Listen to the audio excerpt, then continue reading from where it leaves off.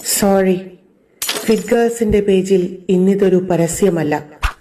4 നേരം സുഭിക്ഷമായി കഴിക്കുന്നതിനെ ട്രോൾ ചെയ്തും ഭക്ഷണം കഴിച്ചുണ്ടായ ഫാറ്റ് കുറയ്ക്കാൻ വർക്കൗട്ട് ചെയ്തും ജീവിക്കുന്ന നമുക്കിടയിൽ ഇങ്ങനെയും ചില മനുഷ്യർ കൂടെയുണ്ട് എന്ന് ഓർമ്മപ്പെടുത്താനാണ്. ഇത് ഗസ. ഇസ്രയേലിന്റെ ബോംബർ വിമാനങ്ങളും മിസൈൽ ടാങ്കുകളും കുട്ടിച്ചോറാക്കിയ നാട്. അമേരിക്കയുടെ പിന്തുണയോടെ ലോകത്ത് നിങ്ങളും ഞാനും അടങ്ങുന്നവരുടെ മൗനത്തിനു മുന്നിൽ മനുഷ്യരെ, ഗസയിലെ ഈ കുഞ്ഞുങ്ങൾ വിശന്നു മരിക്കുകയാണ്.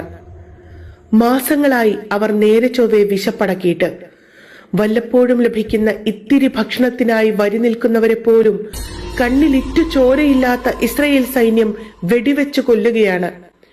മനുഷ്യരെ, വിശന്നു തളർന്ന് ഒരൽപ്പം ഗോതമ്പ് പൊടിക്കായി കാത്തു നിൽക്കവേ കൊല്ലപ്പെട്ട ഈ പൊന്നുമോൻ എന്റെയും നിങ്ങളുടെയും മോനായിരുന്നുവെങ്കിലോ, നമ്മുടെ അനിയനായിരുന്നുവെങ്കിലോ?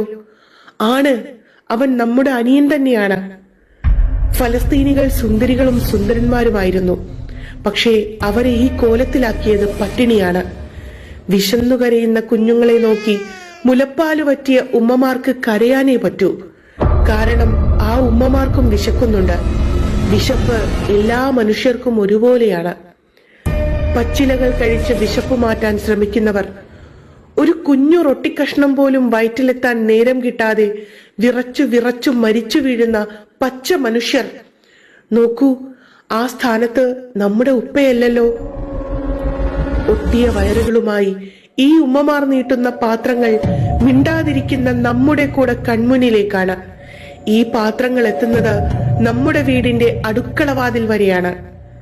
പ്രിയപ്പെട്ട മനുഷ്യരെ, അവിടെ ഗസയിലെ മനുഷ്യർക്ക് വിശക്കുന്നുണ്ട്.